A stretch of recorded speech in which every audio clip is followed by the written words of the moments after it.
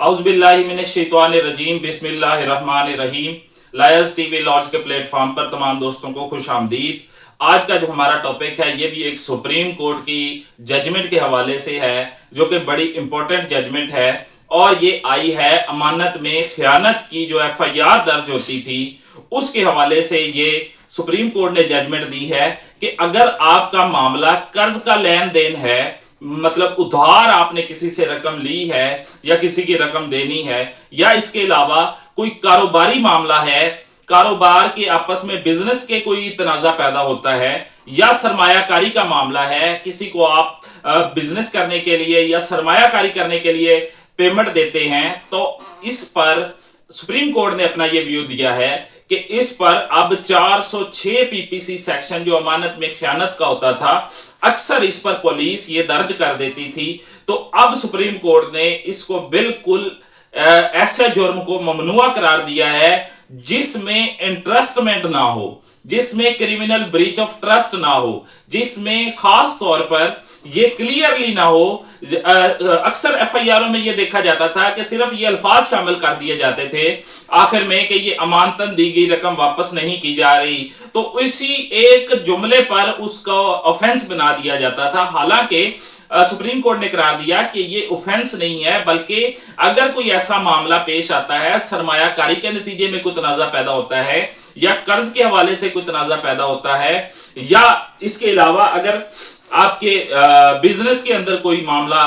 तनाजा पैदा होता है, तो इस पर आप सिविल अदालत से रुजू करेंगे और रिकवरी सूट दायर करेंगे, या अकॉर्डिंग टू एग्रीमेंट जो भी आपकी सिविल रेमेडी बनती होगी उसको अवेल करेंगे, ना कि इस पर FIR दर्ज करवाएंगे और इस पर क्रिमिनल कार्रवाई नहीं बनेगी। तो ये 19 मई 2025 को सुप्रीम कोर्ट ने ये फैसला दिया, जो कि बड़ा इंपॉर्टेंट फैसला है, जो कि बेसिकली आपस में एक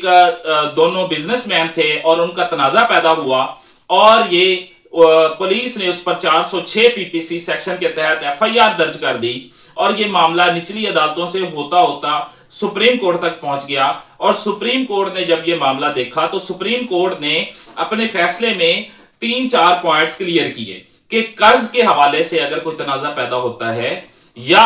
अगर आपकी सरमायाकारी के हवाले से कोई तनाजा पैदा होता है, इन्वेस्टमेंट के हवाले से कोई तनाजा पैदा होता है, या आपकी रकम का लेन देन बिजनेस में आपस में कोई तनाजा पैदा होता है, तो ऐसी रिकवरी के लिए आप बिल्कुल भी FIR दर्ज नहीं करवा सकते, बल्कि FIR सिर्फ वहीं दर्ज होगी जो कि क्लियरली, मिसाल के तौर पर कोई ऐसा मामला होता है कि कोई बंदा आपको पेमेंट देता है कि ये पैसे हैं, आप इससे बिजनेस कर लें, तो ये जो है बिल्कुल भी ये क्रिमिनल ऑफेंस नहीं बनेगा।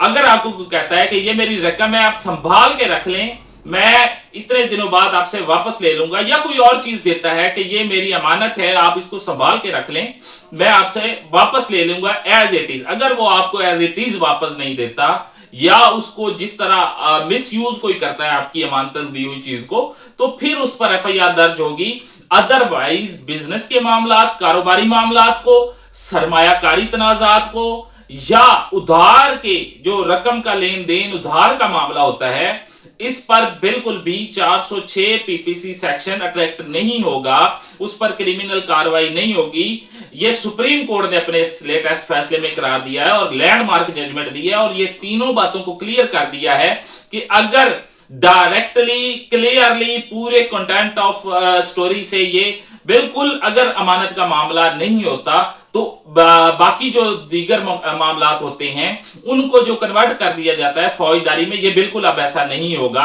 अगर कोई ऐसा मामला होता है जो कि कारोबारी होता है, या रकम का लेन देन होता है, या सरमायाकारी के हवाले से होता है, उधार के हवाले से होता है, तो इस पर वो सिविल कोर्ट से रुजू करेगा, और सिविल कोर्ट में अपना जो भी रेमेडी अवेलेबल होगी उसको सिविल कोर्ट में दायर करेगा, ना कि या अकॉर्डिंग टू कॉन्ट्रैक्ट उनके दरमियान बिटवीन द पार्टी जो कॉन्ट्रैक्ट हुआ है, जो भी सिविल रेमेडी बनती है वो अवेल करेगा, ना कि फौजदारी कार्रवाई करेगा। तो ये बड़ा एक अच्छा फैसला है, और इसमें सुप्रीम कोर्ट ने उस बंदे की बेल मंजूर की, और साथ ये ऑब्जर्वेशंस दी, और ये तमाम चीजें क्लियर कर दी जो आज की वीडियो में हमने डिस्कस किया है। तो इंशाल्लाह मिलते हैं नेक्स्ट एक लीगल नॉलेज की वीडियो के साथ। آج کے لیے اجازت دیجیے، اللہ نگہبان۔